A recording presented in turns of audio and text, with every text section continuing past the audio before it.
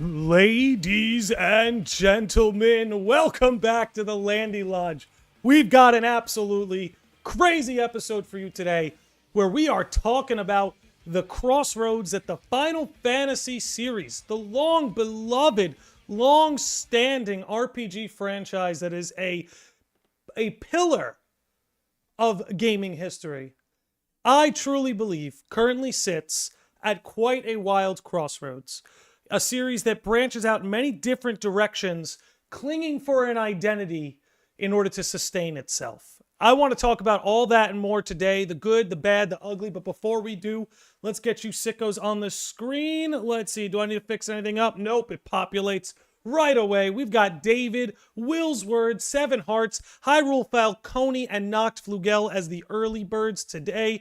What's going on, gang? Appreciate you guys being in here, especially being among our first arrivals. And Trousers is back. The beard is coming back. Not for long, man. Not for long. It's all going to go away again in a couple days.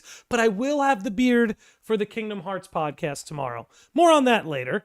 Let me just pull a few things up so I'm ready to go on my end. Again, I want to talk about the good, the bad, and the ugly. I do believe everything going on with the Final Fantasy series offers both things that are worrisome and exciting. I think that's why I'm kind of framing this as a crossroads, is because I think for every single thing that's worrying about the future of Final Fantasy, there's something that's equally as exciting on the other end. And we'll definitely talk about quite a lot about that today.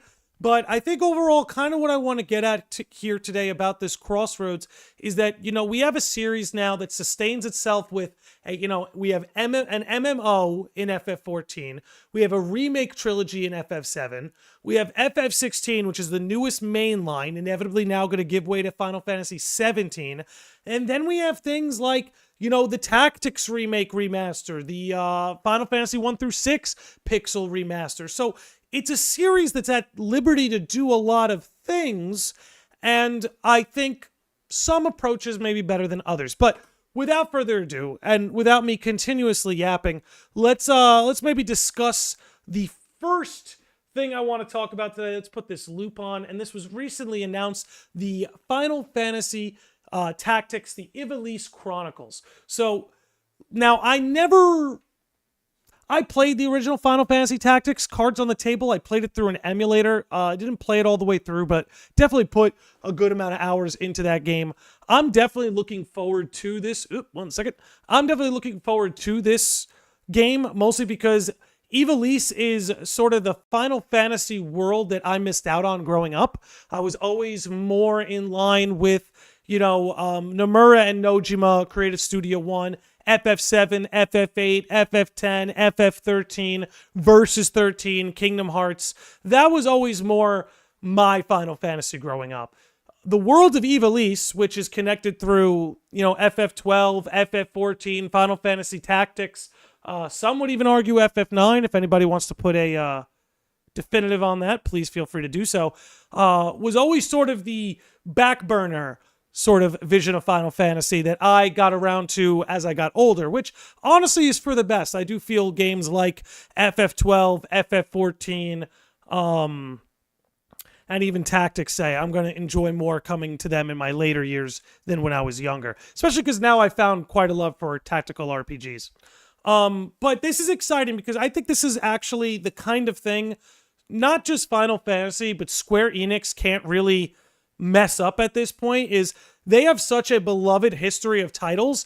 These sorts of remakes and remasters will be welcomed with open arms in any way they do it, whether it's the Final Fantasy 1 through 6 pixel remasters, whether it's a Chrono Trigger remake that everybody wants.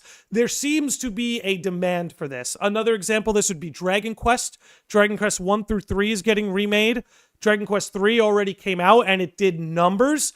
Again, there is clearly a hunger for some of Square Enix's older content to get a fresh coat of paint, sort of just get an update so that it could be enjoyed on more modern platforms, modern times, with some quality of life updates, among others.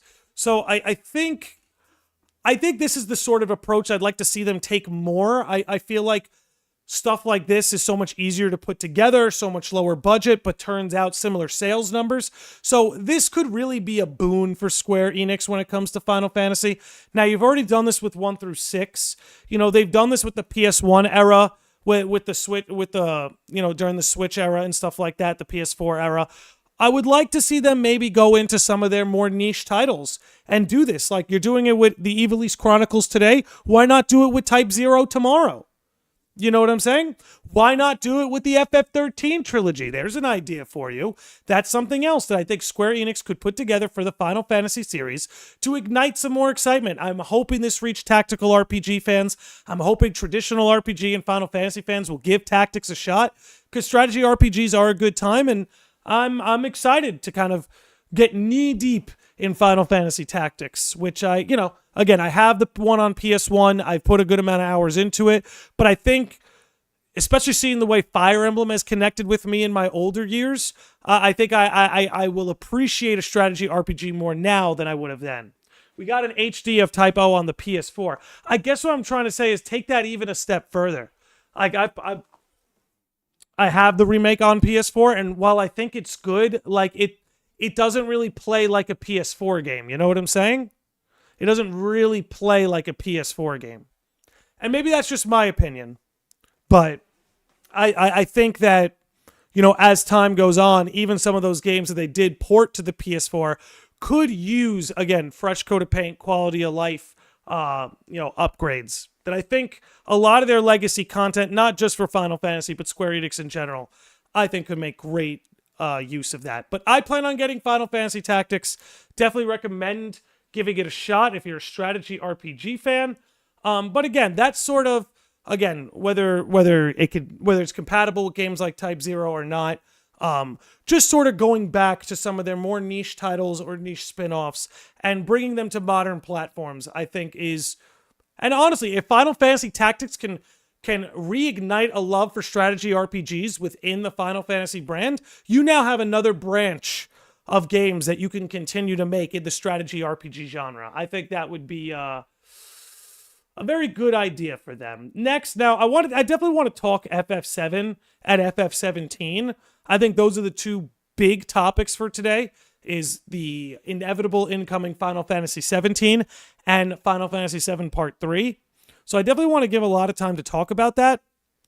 But before we talk about that, I want to talk about Final Fantasy 14 because it's still running. And I guess I'll make one more point on my previous point about upgrading older games and stuff like that. If Type 0 is too recent a port or HD port, then Final Fantasy 13 would, I think with a few patches, you could make Final Fantasy 13 beloved in the West. But I'll leave that conversation for another day. Let's talk about my next topic here, Final Fantasy 14, which, again, we'll get into 7 and 17 after this, but I do want to just discuss 14 for a little bit here, because I actually think what's going on with Final Fantasy 14, you guys know me, huge fan, absolutely love this, might be my favorite game of all time, but I think there's a lot of red flags going up at Square Enix about this game. It's very possible that the player count for Final Fantasy 14 has peaked and will never recover. Now, don't get me wrong, it's still an immensely popular MMO, it's still immensely profitable and doing well, but it's not the boon, it's not the cash cow that it was, say, 3 or 4 years ago. So I think the reason why we have to talk about FF14 today when we talk about Final Fantasy's Crossroads is because FF14 is no longer succeeding at a level that could subsidize the rest of the brand. Like, you could even make an argument this game was doing so well, it's the entire reason Square Enix didn't get bought out and stayed afloat. Now, I'm not making that claim, but I am saying that others could make that claim based on the financial reports. Now, look, I think there's a lot of reasons for this with FF14. Again, it's still an immensely popular MMO. It's doing well.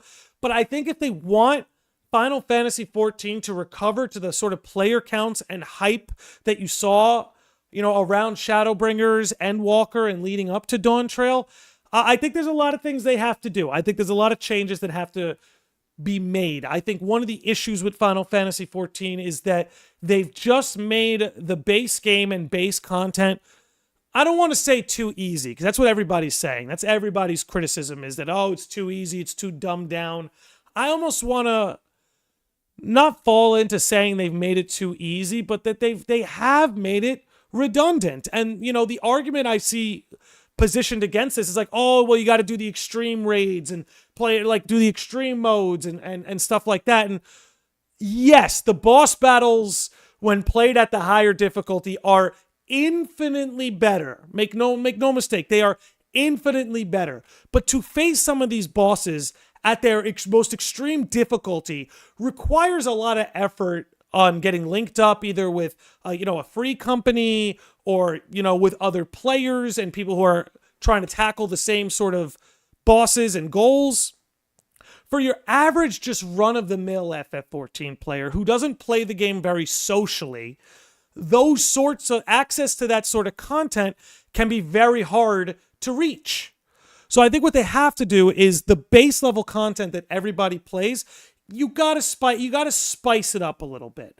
You're starting to see this with some of the followed expansions and updates that Dawn Trail has gotten, but I think from a gameplay perspective, they really need to not even make it more difficult, right? I don't even want to get there, but make the gameplay a little bit more immersive and shake it up a little bit from Endwalker and Shadowbringers. There are just some dungeons and raids in Dawn Trail that if I didn't know any better, I would have thought they were pulled right out of Endwalker, right out of Shadowbringers. Now again, they've made some patches and updates to the releases since Dawn Trail's main expansion, where the temples and the raids are doing that. So there definitely is an effort from the Final Fantasy XIV team to make those sorts of changes, to make the game more rewarding to somebody who's made it all the way to Dawn Trail. Because if you've made it all the way to Dawn Trail, you're more than likely a diehard, and you don't need your handheld. But of course, they want to keep the game open to people who just want to skip over all the other expansions, be caught up here, and LARP in the world. Which is fine, by the way. But remember that you can't please everybody. That's really the point that Final Fantasy XIV, and I think the Final Fantasy brand in general, is running into, is that you cannot please everybody. You can't. You're going to pick whatever decision you make, okay, let's make this clear. Whatever decision you make, from the type of combat system you choose, to the type of outfits your characters wear, you're going to piss somebody off, you're going to offend somebody, you're going to make somebody feel, no matter what decisions you make in all these different areas, you're going to piss some people off.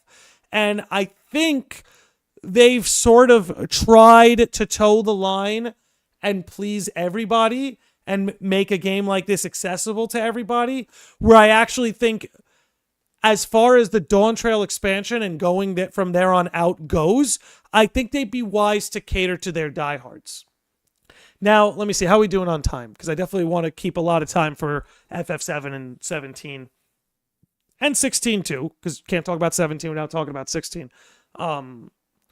But when it comes to Final Fantasy XIV, I think the writers are running into a problem.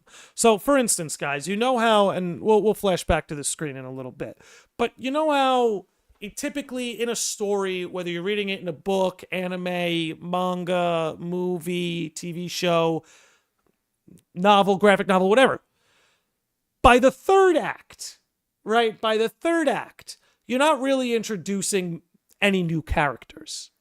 You can't. I mean, you can introduce some that have smaller roles to play, but by the third act, we know who all the big key players are in any story. I think, unfortunately, what FF14 is falling into, because let's be honest, there's no way to talk about FF14 without accepting that the game is sunsetting. Okay, the game has been around for well over a decade, and it's probably got a good 7 to 10 years left, let's say. Now, 7 to 10 years is a lot of time, but for a game like FF14, that's in the second half of its life cycle. So the game is starting to sunset. The world, the story is starting to sunset in a meta sense, right? I think they would be wise to sort of incorporate that into their approach, because I think one of the big complaints that I think was valid when it came to Dawn Trail, FF14 should be on Switch too. I agree with you, Somali again, Mr. Somali. I'll leave it at that. I do agree with you. But as far as FF14 goes, and this sort of approach, you know, one of the major complaints was that Dawn Trail gave so much screen time to all these new characters, Woke Lamont being the case in point. Now, let's be honest. I like Woke Lamont. So this is not an anti-Woke Lamont opinion. I like the character, but I actually think it's a legitimate criticism that she got way too much screen time in Dawn Trail compared not only to the other new characters that Dawn Trail had to offer, but also from the rest of the Final Fantasy XIV cast. Now, I think I speak for a lot of FF14 fans when I say, look, we are in the second half of this game's life cycle. The sun is setting. Don't get me wrong, I still want new characters here or there, but what I really want is for you to double down on the Scions of the Seventh Dawn. Double down on the main cast. That's what I think we have to do now. We cannot, every expansion from here on out, we're going to get a new cast of characters that can be incorporated into this ever-expanding cast. I think it's time to pump the brakes on new characters, pump the brakes on that sort of stuff, and the story really should focus on its core group of characters, all right? The Scions of the Seventh Dawn, for lack of a better term. I think that's what they need to do.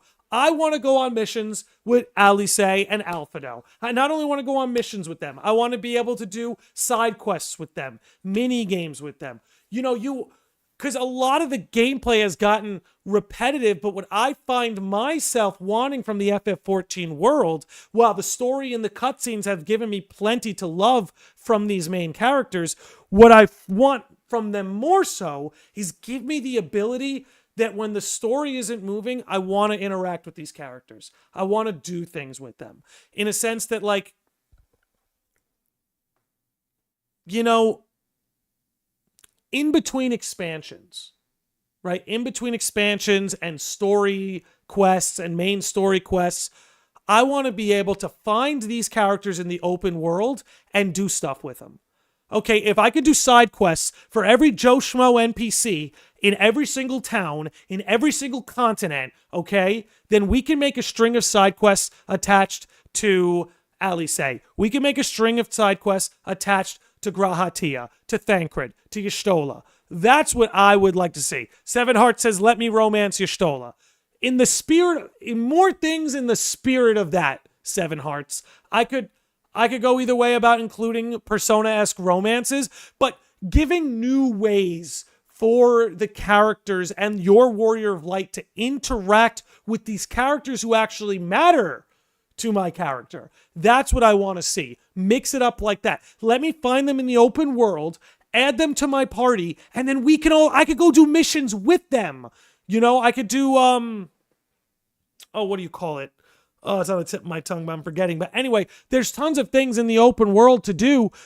Let me do it with them. Give them a string of side quests and cutscenes that I can unlock. Like, that's what I think this game needs. Stop introducing and look, maybe not everyone agrees with me on this, but I think it's time to dial it back when it comes to introducing new characters. You could still introduce new characters, but dial it back and really focus on the Scions of the Seventh Dawn. Like I said, this game is in the second half of its life cycle. The sun is setting in another 10 years. Like, you know, let me enjoy the time I have left with the characters who matter to me most. That's a big part of what I think this game needs. I trust them to mix up the temples, mix up the raids, I trust them to do that. The expansions that have followed the first Dawn Trail launch have shown that they've taken that criticism to heart and are expanding upon those things. But you know what? I don't need a whole new island anymore. You've given me the island, the apartment, the houses, the golden saucer. You've given me all these ways to engage with the game in all these different ways, but I want to engage with the characters that matter most more. You've given me lots of benign ways to interact with this world. I want more autonomy over who my character spends their time with when the main story quests aren't pulling them all together. Trust was a cool system. You could expand it with your idea. I agree. A focused, beloved cast in a globe and interdimensional journey is all what most fans want. I would actually agree. I would actually agree with that. Okay. It was also marketed like a competition, but it didn't feel like one during the story. Yeah, I thought we were walking into like a tournament arc. That's what I thought this was going to feel like. It was like, oh, this is a tournament arc. And it kind of sort of fumbled that vibe a little bit. Again, I really like Dawn Trail. It's my least favorite expansion. I like it more than A Realm Reborn, but it's my least favorite expansion. I mean, Shadowbringers and Endwalker were an impossible act to follow, so I'm not hard on them for that. But again, I just would reiterate that I think if they want this game to get those numbers back, you have to mix up the gameplay, which they've shown they're doing. You have to let us interact with the characters that matter in more meaningful ways, and not just when it's automated through a main story quest. And, I think if they really focus on that and expand and continually expanding things like the island, the apartments, the homes, the free companies, the social stuff, which they've shown they always do that. But I think they've done so much work dressing up the bells and whistles of FF14. I think it's time to just take it to the core and sort of solidify that foundation a little bit more. Because again, and this is one of the worrisome things, is FF14 has been an absolute boon for Final Fantasy, but the sun is starting to set on Final Fantasy 14. So it's time for Square to start. Again, there are steps they can take to replenish a lot of that player count, but I think it's time, and I think Square is feeling this too, it's time for Final Fantasy to really focus on what sort of identity it's going to have outside of this MMO. What's going on, Gohan fan? Having a wonderful day. We hope the same for you. I mean, you're a Gohan fan, so we like you already. Okay. Let's talk a little Rebirth, why don't we? Let's talk maybe a little bit of Rebirth, which will help guide us, FF7 Part 3, and this will help guide us into what Final Fantasy 17 is looking to be. Take a little swig. Cheers. Okay, now let's get into it.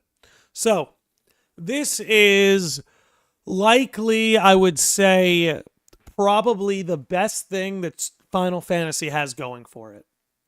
I think the FF7, and a couple years ago, I would have told you it was FF14, but I think right now the 7 trilogy is the best and strongest aspect of the Final Fantasy brand right now. Again, that could change. You're one Dawn Trail update away from that changing. But I think Square truly has captured something here that they'd be wise not to let go. Mo Chocolate in the chat with the 10 biddies says, see you next week. Really hope FF17 is turn-based. Let's talk about that, Mo. That's the thing is, Expedition 33 had a massive amount of success. And I loved the game to death, and I recommend it to anyone who's an RPG fan, particularly turn-based combat fans. As for the future of Final Fantasy and what combat system they should use, look, I'm a huge turn-based fan. I think FF10 is one of the best combat systems of all time, period, even to this day. I think there's something beautiful about turn-based combat that if you figure certain things out, your system will be fun to play forever. Like, I think the Final Fantasy X combat system will be fun forever. That's all there is to it. It was so well made, it'll be fun forever. The Octopath Traveler 2 combat system was so much fun, it will be fun forever. As opposed to action combat games, which don't normally age as well. Some do. Kingdom Hearts 2, holla up. But action games are more prone to aging as opposed to turn-based games, which when you get that perfect medium, you have a combat system that'll feel good forever. Like Expedition 33 will feel just as good to play 10 years from now as it does today. Short of them making a sequel that feels better. You know what I'm saying? What's going on, Lance? My man is here. What's going on? There's no reason that Final Fantasy can't have both. Yeah, so let's talk about that. Let's talk about that. They figured something out here. This is where I want to be so clear. They figured something out here. The action combat system in Final Fantasy VII Rebirth is my favorite combat system in any game. Now, let me be clear. My two favorite warriors to play as in gaming, the most fun I've ever had, is playing as Sora in Kingdom Hearts 3 and Eve in Stellar Blade. So those are two combat systems whose praises I will sing, but the thing is they're singular. You're playing as one combatant. What Rebirth figured out was how to make combatants with almost as much depth as, say, a Sora or an Eve or a Dante from Devil May Cry, but give you a rotation of 3 characters, each with their own sort of combat feel. Now, again, those who listen to this podcast, you've heard me say this about FF7 down to infinitum ad nauseum. I'm going to say it again, so I apologize forthrightly. That said, what I think makes FF7 and the combat system they figured out so beautiful, so special, so worth holding on to, okay? So worth holding on to, okay? To the point that this combat system, it would be a tragedy if it died with FF7 Part 3. The combat system they made here should outlive Final Fantasy VII Trilogy. No question.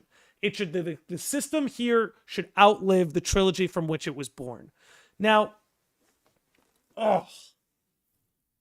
here's the thing.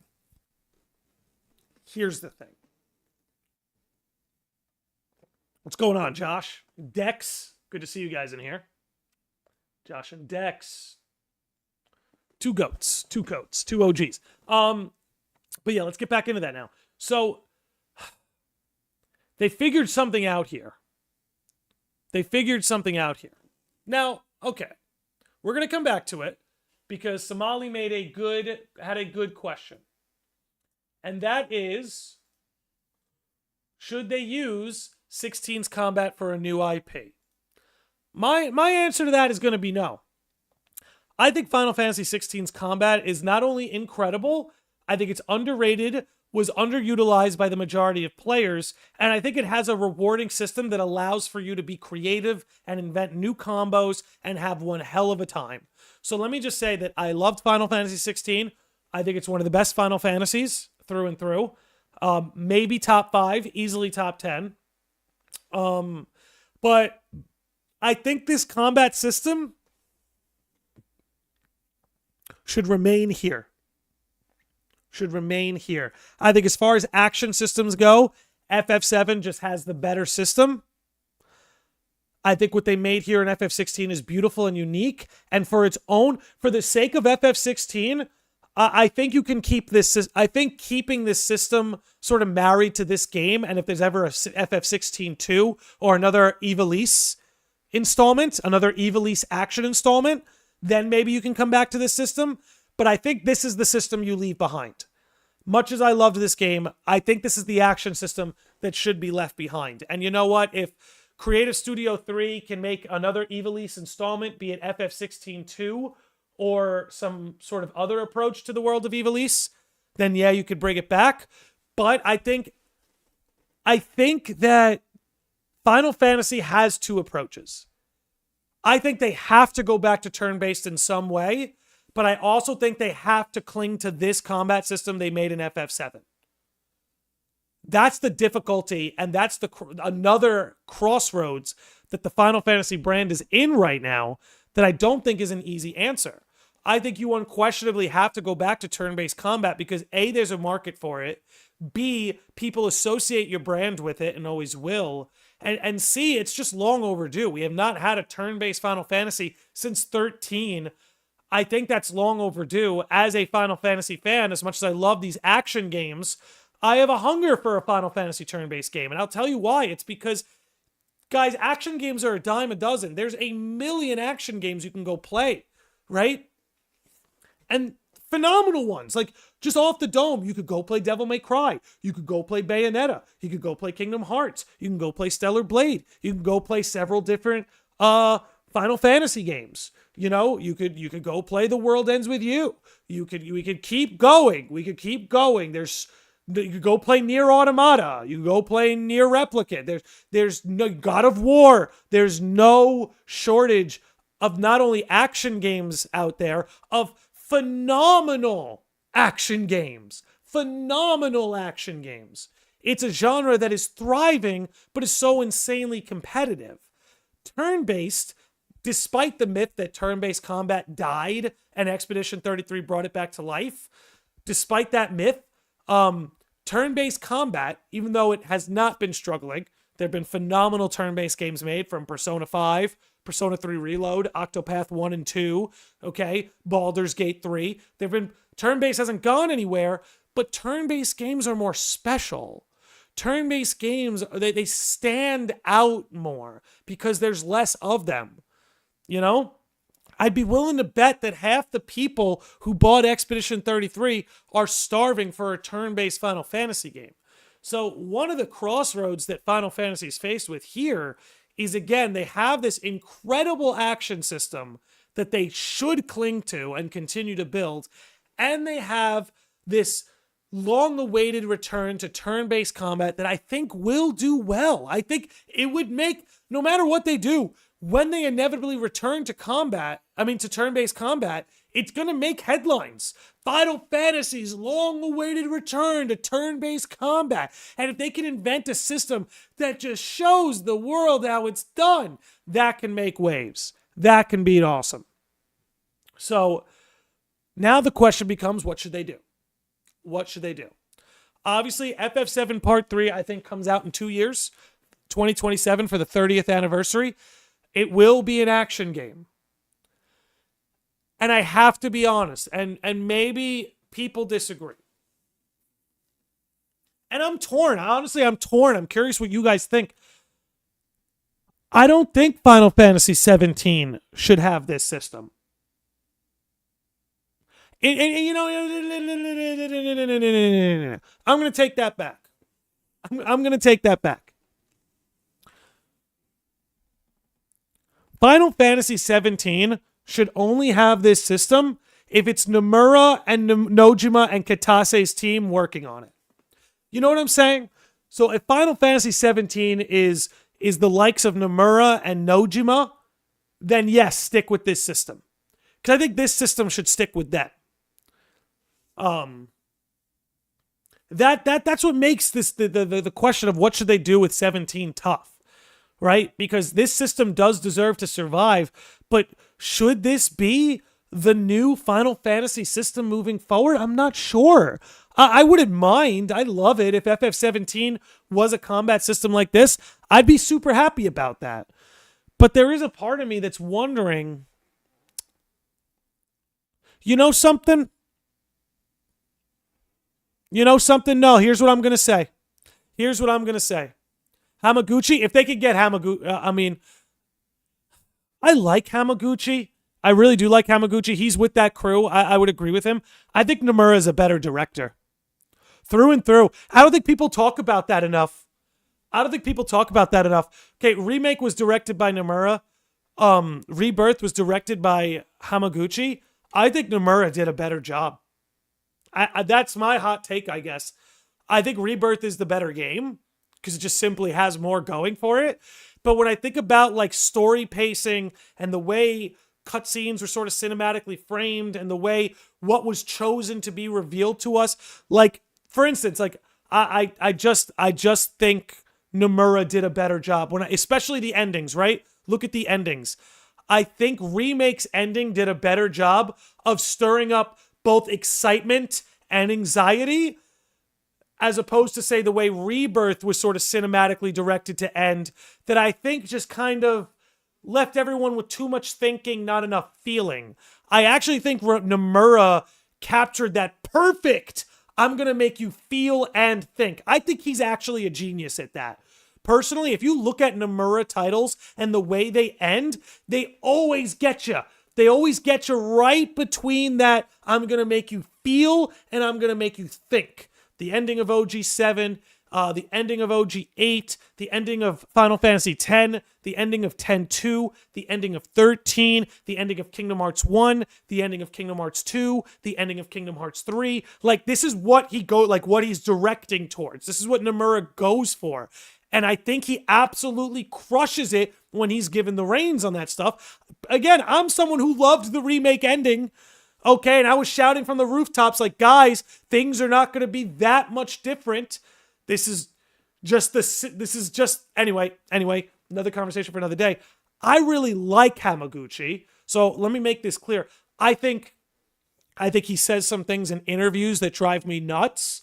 Like when Hamaguchi says things like, oh, we're going to appeal to a global audience. Where it's like, Hamaguchi, the whole reason we love FF7 is because it was made for a Japanese audience. And we Westerners tend to like it when you make that approach. That's why manga is outselling comics, right? Read the room.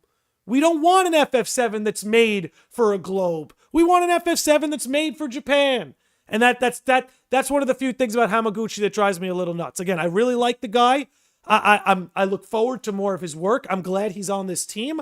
I just think Namura is a better director, especially when it comes to capturing a certain reaction out of the audience. Because again, I think Namura has mastered that. Again, I'm going to make you feel and I'm going to make you think. And I think Rebirth was too much thinking. Too much thinking. And the feeling is there, but there's a lot of thinking that goes with it. Josh Z with the super chat says Namura is the one responsible for changing Aerith's death scene, ironically. Correct. Namura is the one who directed, he wasn't the director of FF7, but he kind of directed the room towards, no, Aerith should be the only one to die, and she should die this way. And that's kind of what I mean, another example of Namura actually, in my opinion, being really good at reading the room and figuring out the best way to get their point across, and again, capture that thinking and feeling at the same time. Again, Remind is a great example. Namura getting that fan feedback and figuring out how to toe that line. I sing his praises as a director. I think he's a much better artist and a concept developer than he is a director. But I don't think we talk about how amazing a director the guy actually is. And, we're talking about Final Fantasy at a crossroads. I'm going to tell you right now, this is my opinion. And this is why I love doing these podcasts, because it actually helps me. And again, thank you, Josh Z, for that super chat. You are the man. This is why I like doing these podcasts, because it helps me sort of think this out, talk this out in real time.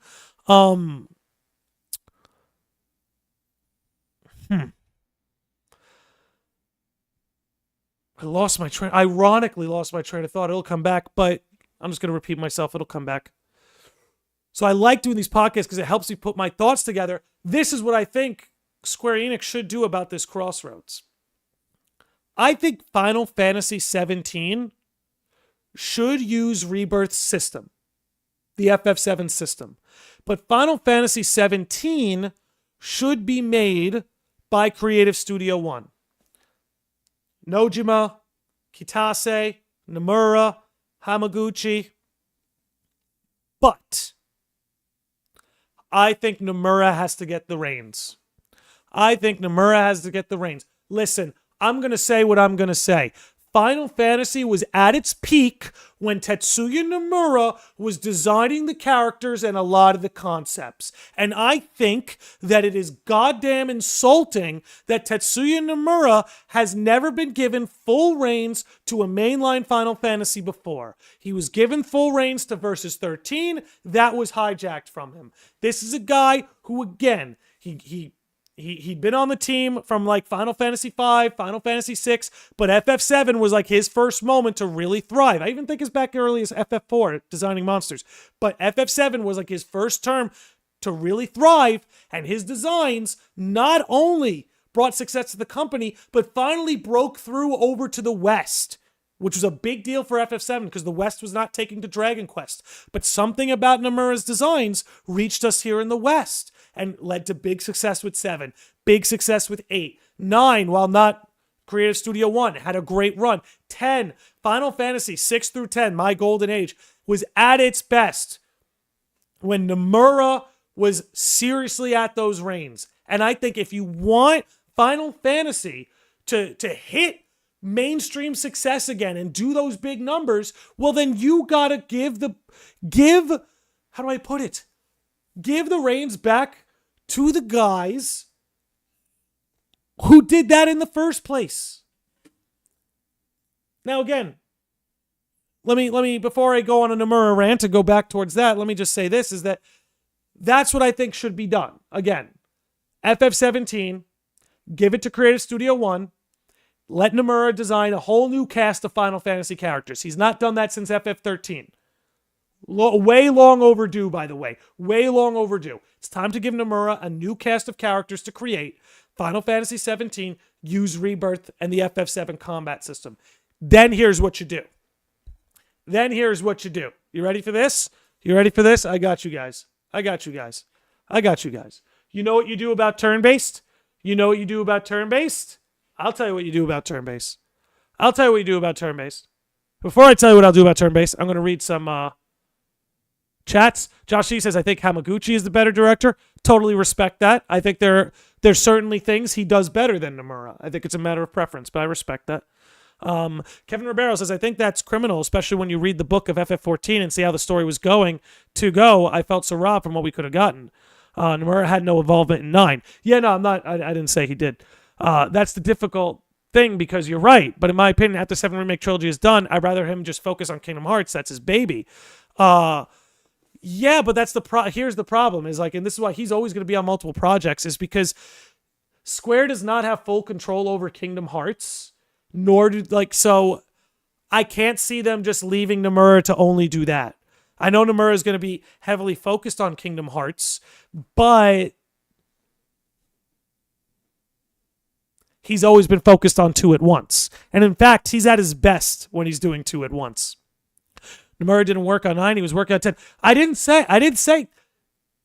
Maybe I slipped up. Maybe I didn't mean to say he worked on 9. I just meant that Namura was a major player for mainline Final Fantasies when it was at when Final Fantasy was at its best. So he may not have been involved with Final Fantasy 9, but he was involved with heavily, because again, he was involved with 6 and 5, but he was heavily involved in 7, 8, and 10, the ones surrounding FF9. So again, even though FF9, he didn't have any involvement in it, FF9 directly benefited from his success. That's what I was trying to say. So maybe I wasn't clear, so I apologize for that.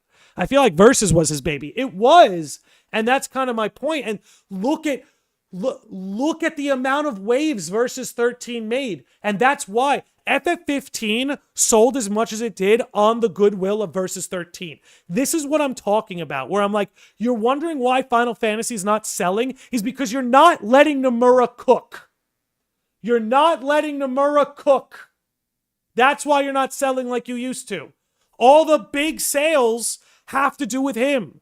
Your last 2 best-selling games, minus the MMO, your last 2 best-selling games are FF15, built on the back of his goodwill, and Final Fantasy VII Remake, a game he directly directed. So, point being, is there something about what Nomura's... Thank you, Lance. You never said 9. Thank you, Lance. I said 5, not 9. Maybe that's where people got mixed up. I'm pretty sure he did monster design for 5 and 4. But that's my point, is that he has the sauce. So if you want, in my opinion, if you really want FF17 to generate the kind of hype that Versus 13 and 15 did, then you have to give it back to Namura. Bottom line, Final Fantasy 17 should be run by Creative Studio 1, new characters created and designed by Namura. And then, as I was going to get to, here's what you do about turn-based. There is the Final Fantasy IX Remake they are yet to show off. I think it would be awesome if they started to reintroduce turn-based through these remake projects. Now, again, one of the things I wanted to talk about today, guys, is that FF9 Remake still has not been announced. Yet, Final Fantasy IX is dropping all this new artwork, as you can see. So it's very clear, it's sort of this unspoken thing that the FF9 remake is probably happening. But I think this would actually be an incredible way to sort of reintroduce traditional turn-based to the Final Fantasy brand. Let FF17 cook with the action combat, with Creative Studio 1, with Namura making a new cast of characters. You want to reintroduce turn-based and capture that audience back? Do it with the FF9 remake. Maybe do it with Final Fantasy X-3. I don't know, but projects like that, I think, would be a really good idea for reintroducing turn-based combat to the Final Fantasy brand. Let's see. What are you guys saying? 9 Remake is a big make or break for for the series too. That's what I'm saying, and that's why I think they'd be wise to make this a turn-based game.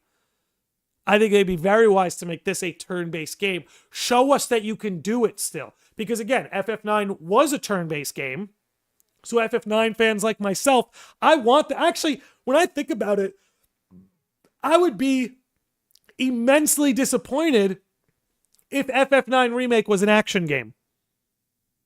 If FF9 Remake is an action game, I mean, short of using Rebirth system, but I doubt that because the devs are busy, FF9 should be a turn-based game. I would actually be disappointed if it wasn't. I think I think they have a prime opportunity to sort of reintroduce themselves as the king of turn-based combat through a remake of one of their more underappreciated games. Okay.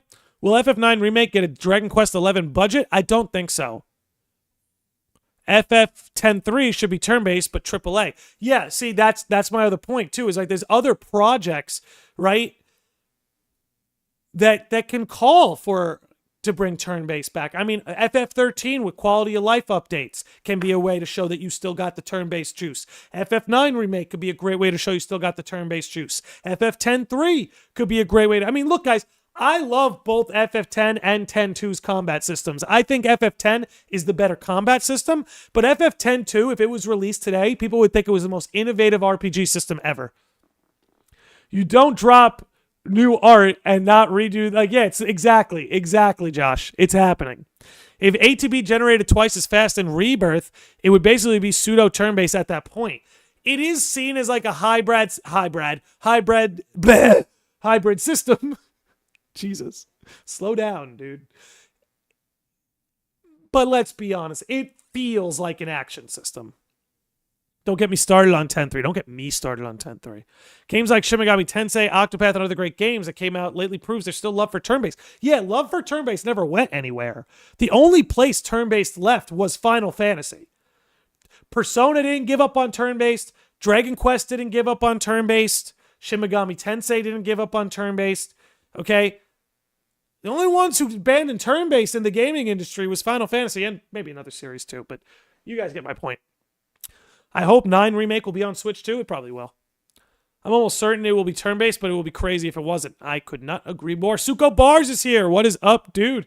Get this out of here. What is up, my man? I hope 9 Remake comes out before GTA 6. Me too. That would be awfully nice. There are certain things about FF10 and FF10-2 we ought to talk about, spoilers and all. Yeah, we're not going to spoil anything for people who may not have... This is not a lore or story podcast, so we don't have to go into that. Does Square think it's just go into FF10-3 without Remake 10 and 10-2? I think you can't... Remaking those games would be a waste of time. They still play great. What you could do is give them a fresh coat of paint. Right? Release them on PS5. Like, you know how... For Ocarina of Time and Majora's Mask, it was the same game, but everything looked like cleaner, better. I think that's what you could do for 10 and 10-2. You don't need to remake them from the ground up. But if you dropped a remaster where you made it go from like a PS2 game to a PS3 game with a solid enough remaster, I think that's all you would need to do. You know? I think that's all you would need to do. Give it that fresh coat of paint, and then you can make a 10-3 brand new and drop it on people. You know, because, again, they're not long games. 10 and 10-2 are not long games. You can beat both 10 and 10-2 in the time it takes to beat a Persona game. So people could catch up pretty easily, right? It's not like Kingdom Hearts, okay, or like a new FF14 expansion. Like, if they drop 10-3 as a brand new game, it'll be pretty easy to get new audiences caught up on 10 and 10-2. Again, especially if you drop like a PS5 remaster that sort of levels up a lot of the assets. Okay.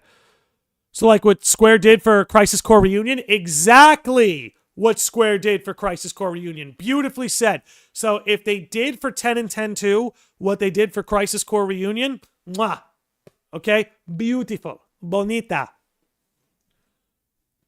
What I like about SMT and Persona is that they have dabbed in hack and slash. Yeah, like Metaphor. Metaphor sort of dabbed in a little hack and slash. I think that kind of stuff is cool. I think adding hack and slash mechanics to turn-based is a brilliant idea. Like, I did think it was genius that in Metaphor, if you were that much stronger than the enemy, you could just slash them to death in the open world.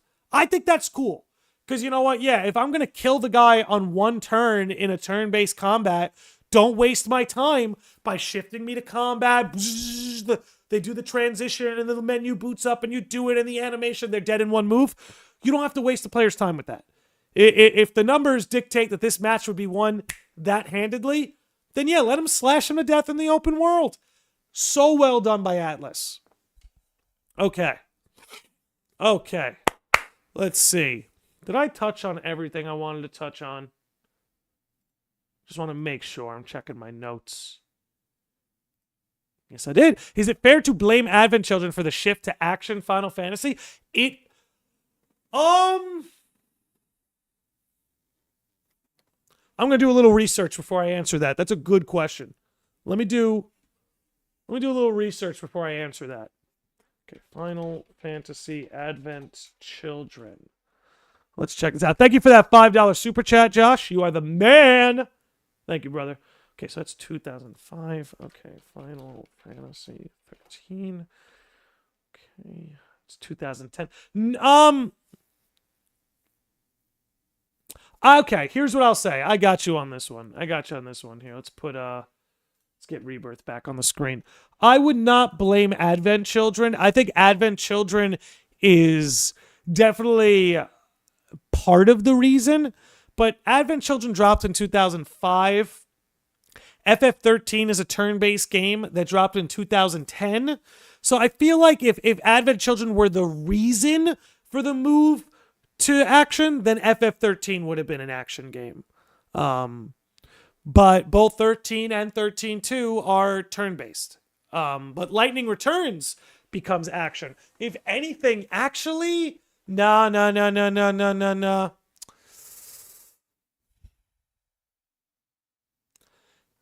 You know something? I'm going to look something up now.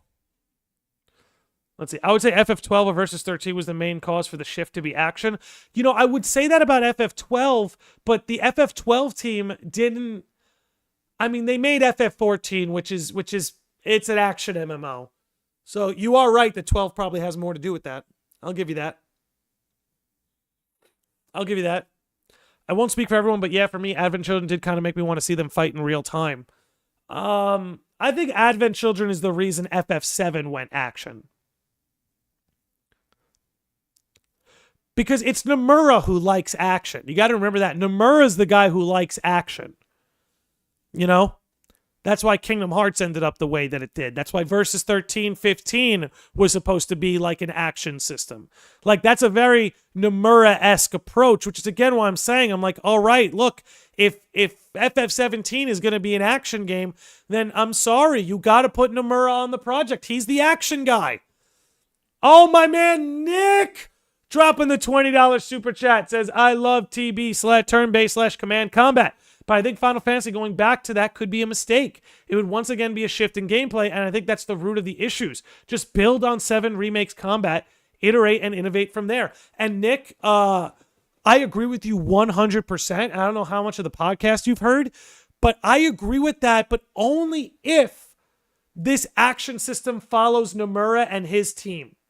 So sure, we can build on 7's combat for Final Fantasy 17, but only if Namura, Nojima, Kitase, and Hamaguchi, only if they're the ones on that team.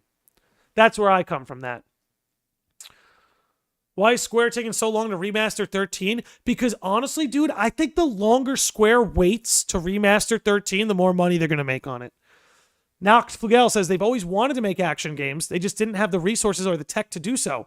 It's not just Nomura, by the way. You're right about that. Maybe what I could say is Square trusted Nomura with that over everybody else. Because you saw a pivot to action, again, mostly come from him. Games like The Bouncer, games like Parasite Eve with like shooting combat. You're right that it's not just Nomura and that Square always wanted to do that, but I think Nomura is one of the primary voices at Square who's always wanted to do that, because you see in games that he typically has a lot of say over, they more often than not will have an action system. Deck says, I only know that because every time Square Enix does announce an action-based game for Final Fantasy, they try to convince us it's the first time Final Fantasy is action. Right, that's what they tried to pull that with 16, and it just didn't work. I think it has to go with teams. Like, I want Creative Studio 3 doing turn-based games now. Call me crazy. Call me crazy, right?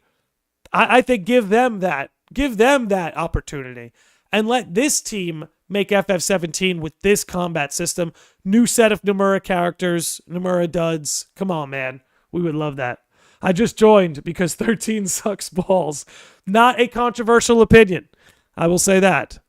I wouldn't agree. I do like Final Fantasy 13, but it's Final Fantasy 16 is a better game. Why I chose that one to compare, I don't know. Mr. Bigglesworth says Remake/Rebirth, Trials of Mana, and Visions of Mana all have a pretty similar combat system. Real time with pause to varying degrees. Borrow from them all in making FF17. And again, that's been kind of my mantra for today is I agree, but only if it's Namura and his team. I'm going to say, I will say it. Oh God, Lanny, don't get me started on Parasite Eve. I missed that game so much. Yeah, see, that's another one that I think has a good chance of a remaster one day. Kingdom Hearts' success showed that they can make action RPG games. It did. It did. Because, yeah, that's why it's so funny to me. It's so funny to me. There are two types of Square Enix fans I think are really funny. You guys ready for this? These are my two favorite Square Enix fans. The Square Enix fan who loves Kingdom Hearts but won't give Final Fantasy a shot. I think that's a very funny fan. Inversely, a Final Fantasy VII fan who thinks Kingdom Hearts is cringe. Like, those are my two favorite Square Enix fans. Because, like, man, every FF7 fan who thinks this action combat is great, it's like, well, you can thank Kingdom Hearts for that one, buddy. So yeah, those are my two favorite Square Enix fans. The Kingdom Hearts fans who won't give Final Fantasy a shot, and the Final Fantasy fans that think Kingdom Hearts is cringe. Those are my. It's like, do you two not realize how similar you are? Anyway, let's get back to it here. Okay, Final Fantasy needs a success of Resident Evil. I'm not well kept up with Resident Evil, so I can't judge the validity of that statement. I watched someone do a playthrough of FF9 and it has me wanting to play it now. It's a beautiful game. It's amazing. I love Final Fantasy IX. I think it's immensely underrated. I can't wait for the remake, and I hope that it's turn-based, and I hope it's a turn-based system that rocks the fucking industry on its head, baby. People hate Kingdom Hearts, and I don't understand it. I think people have an aversion to Disney, which I definitely don't blame anybody for. I think having an aversion to Disney in modern times is, I think that's just situational awareness more than anything else. But I think that's a big part of the aversion. But it's not enough to avert people like me because, there's a lot more to Kingdom Hearts than just the Disney of it all. And the Disney of it all isn't a problem. I think if anything, it reflects the best things that Disney has to offer. I think that's one of the things that makes Kingdom Hearts appealing to me is in a lot of ways, it kind of reminds me of the Disney that I feel like I've lost. Okay. People just rob themselves of fun, it seems.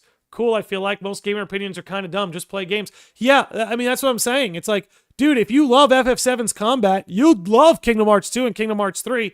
Dude, if you love Kingdom Hearts, you'd love the FF7 trilogy. It's like, anyway, I'm going to cool off a little bit. Nah, I openly love Disney. I got Birth by Sleep because Cinderella was in it. That's great. You can do that. I mean, look, how do I put it? There's a lot of Disney that I love. Just most of the Disney I don't is within the last, 10 years.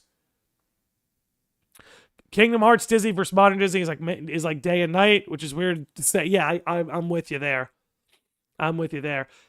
Okay. Very base, David. Resident Evil was also almost dead, and then Capcom pulled a 180 with Resident Evil 7. Yeah, and that's what's great, right? Is Final Fantasy doesn't even need the 180. They just need to do a 90. They're not even at 180 yet. They just need to do a 90. That's what I would say. Okay. All right. being an enlightened Kingdom Hearts fan that tries other Square Enix games. Yeah. I mean, look, I come from a unique perspective because I was playing Final Fantasy as a kid before I played Kingdom Hearts. So to me, it always seemed like a no-brainer.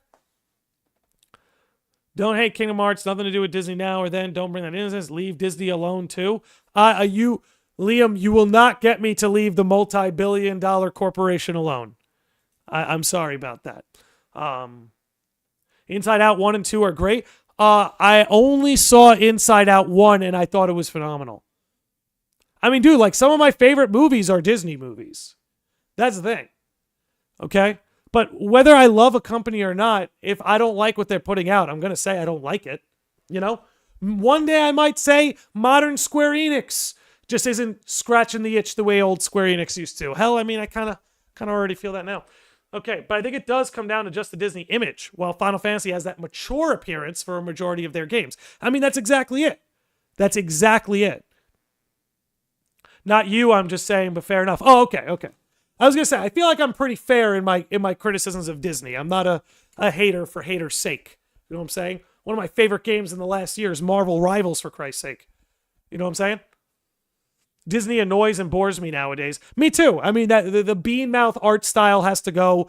Pixar just can't make a hit like they used to. Nobody fucking wants Toy Story 5. Okay, you had a perfect trilogy, Toy Story 1, 2, and 3. Anyway, I'll leave it at that. How we doing here? Okay. Just too long between 2 and 3 with too many side games in between. Kingdom Hearts 3 just couldn't keep from a story perspective. Dropped it at the Big Hero 6 World. Never went back to it. Loved it at 1 and 2, though. I am curious. Have you, did you play any of the games in between 2 and 3? Because I will say, for people who just play number titles, or mostly number titles and like 1 or 2 spinoffs, I understand if you were lost during 3. I just downloaded Rivals. It's a good time, man. I'm still hating because I want the open world Zelda, like Star Wars game. That could be sick, man. That could be sick. For me, it's like most Disney movies suck with some diamonds still in the rough. And I'm just happy we still get diamonds in the rough. And any company could turn around at any point. Like, I actually think, I'm pretty certain Disney was like struggling in the 80s. I think the 80s was a really tough time for Disney and they almost completely flopped. But in that like 90s movie era, everybody romanticizes. I think the reason why that era is so romanticized is because it really revived them in a lot of ways. All right. Okay. But getting back to the Final Fantasy of it all. I really do think the series is at an interesting crossroads. Obviously, that's the title of the video today. They have to ultimately decide what their identity is going to be moving forward. And look, I can't even believe I'm saying this, but it's like the last time people were going apeshit about your brand was when those Versus 13 trailers were dropping. And that's because Namura knows what the people want. Namura knows what the people want. Would you say that Final Fantasy 17 needs to stay in that photorealistic art style to take a risk, or go for a more animation FF9 style? It should be Nomura's art style. Nomura's art style. FF7, Versus 13, Nomura's art style. That's what people go crazy for. I have all of the past as evidence, by the way. That's what people show up for. So that's my take on that, man. I think FF17, I really think not letting Namura cook the character designs for Final Fantasy 17 will end up proving to be a huge mistake on the part of Square Enix. Huge mistake. I really think they would be unwise, completely unwise, to not bet on that horse for their next numbered title. Let me get this over here. Okay. I've had so many discussions on X about this FF topic. Yo-Yo over there, if you see me fighting the good fight.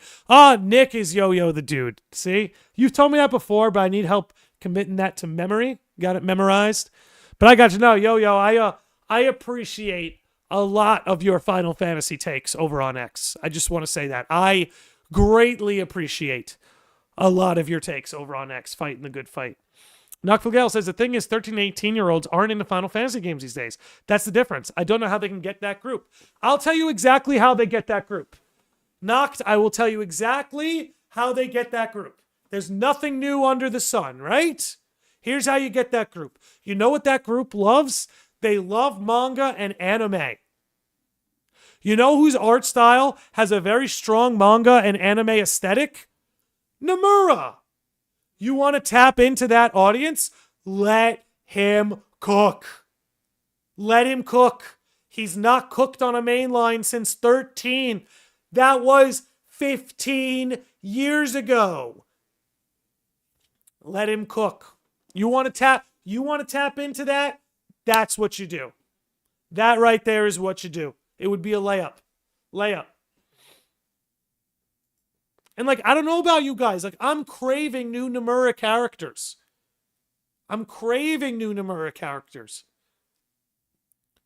Namura made like, look what him just making Yozora does. This is my point, right? This is my point. Look at the amount of hype that's generated simply from Namura making and revealing the character Yozora.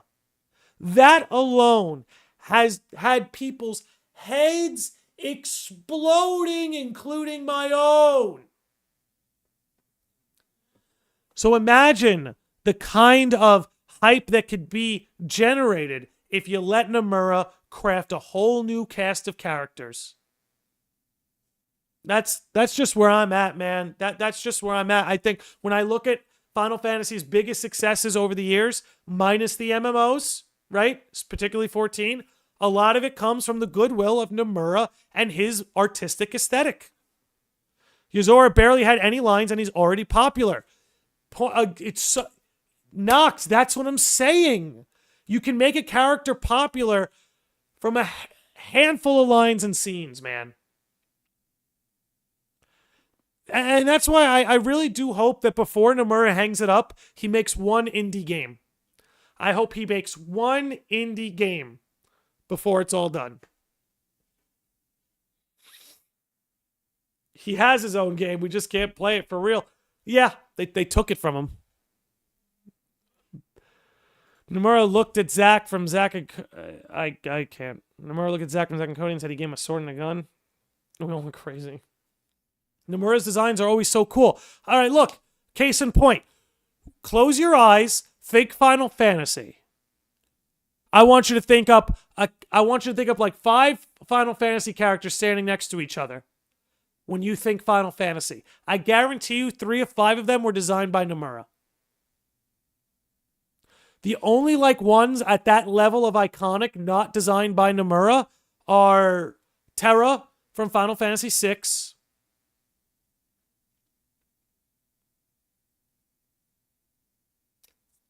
In my opinion, that's it. The most iconic designs, Cloud, Tifa, Sephiroth, Yuna, Auron, Lightning. You know? Cloud, Lightning, Noctis. You're seeing my point, right? You're starting to see my point. He's the guy.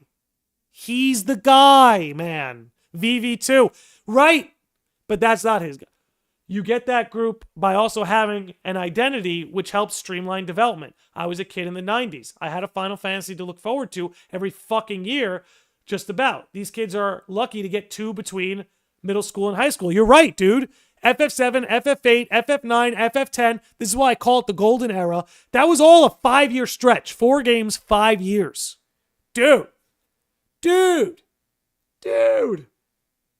Golden era. But you're right. Like, that consistency is key when you have a system you can bank on. And, like, you got to hand it to them, right? They had different systems. 7 was ATB. 8 had the junction system. 9 had its own sort of spin on those systems. 10 was a whole new turn-based combat system. Sphere grid. Crazy stuff, man.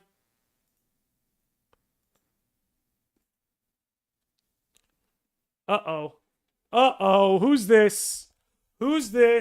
Hello, ladies and gentlemen. He has arrived. Ladies and gentlemen, he has made his entrance. The best character design in the house. Kobe. Say hello, buddy.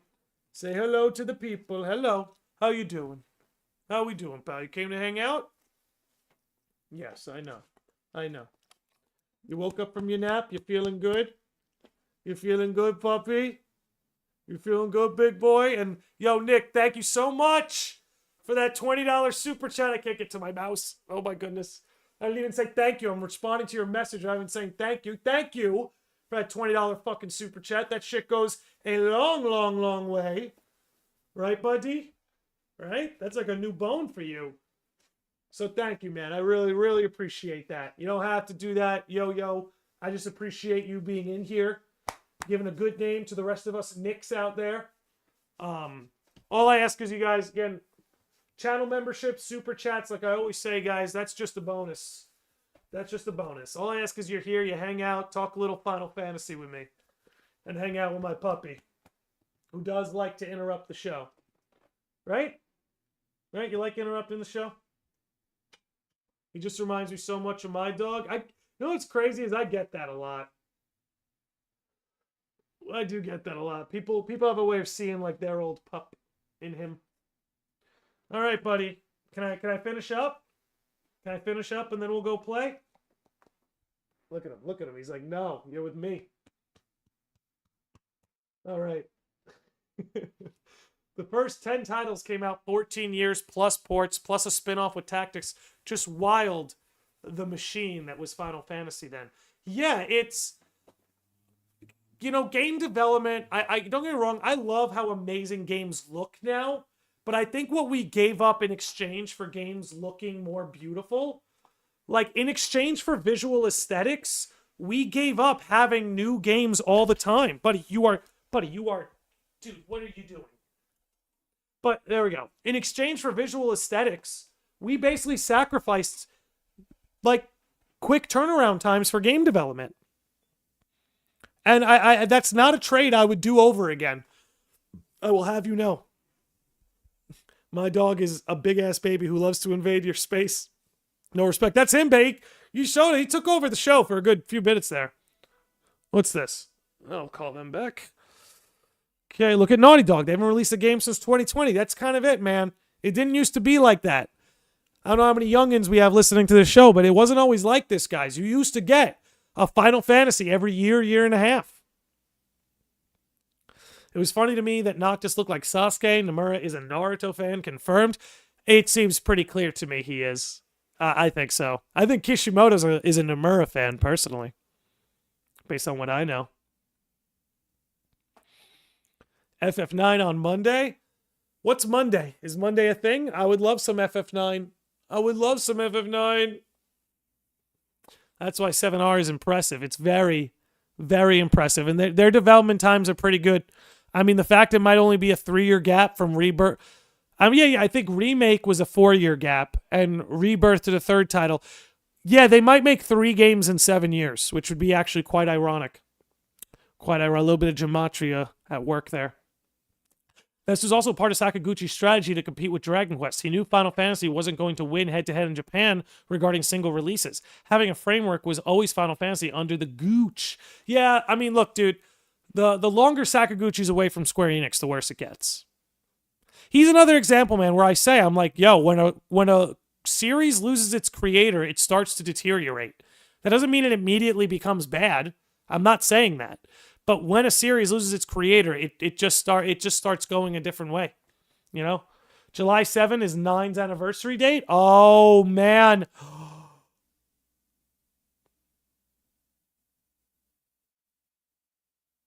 No. Really?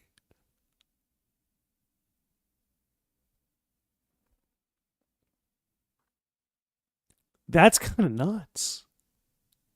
I mean, what better time? Bro, we got Jak and Daxter 1 to 3 in the span of, in one console. On one console. Right? You used to get 2 Kingdom Hearts numbered titles per console. I mean, that only happened once, but you see my point. Oh my lord. Part 3 should take less time with all the assets created in Remake and Rebirth. Yeah, it will. I have a lot of confidence in that team. I have a lot of confidence in that team. So, I think they're going to have no problem getting that game out on time. in the time they which. Sakaguchi was a great producer and a team builder. So many games produced by him. Yeah, Square was just simply at their best when they had him. There's just no getting around that. That's when they were at their best, through and through. I'll do a backflip if we get a 9 remake on Monday. If we get a 9 remake on Monday, we're going live. It'll be 3 straight days of a podcast. I'm not sure we've ever done that in Landy Lodge history. Because we got today's episode, we got tomorrow's Kingdom Hearts episode, and then, yeah, if Monday we get an FF9 freaking trailer, dude, yeah, we'll be live 3 days in a row. We'll be live 3 days in a row. Give me 1 second, guys. Let me just pull a little something up here while we're cruising. Appreciate you guys hanging out. I might go live later tonight with some FF14. I think Hyrule Falcone requested a 14 stream. I've been getting the 14 itch again, so I think I may do an FF14 stream later tonight. But anyway, let me first throw this in here. Is there a showcase tomorrow? I do not know. I can't say that I do, but I'm going live with some Kingdom Hearts. Ladies and gentlemen, I am up for an award at Kingdom Hearts Million Dreams Awards. If you want to vote for your boy, voting closes tomorrow. So if you want to vote your boy for Best News and Podcast, I believe tonight is the last night you can do so. It's an honor winning these awards. You know, they're democratically voted, elected by the great people like yourself. So if you guys want to head on over there, give me a vote for News and Podcast. That would be great.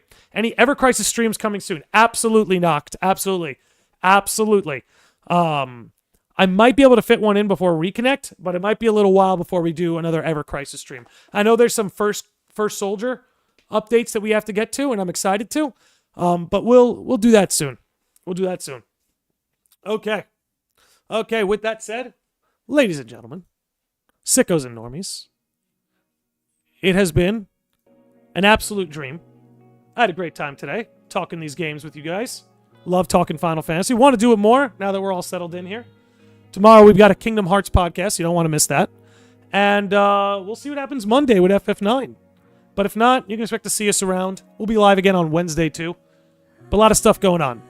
Anyway, thanks for hanging out, guys. We're going to wrap it up here. You all the best. And yes, the new artwork looks beautiful, Tyler. But you guys are great. We're going to end this podcast here. Thanks for hanging out. Peace.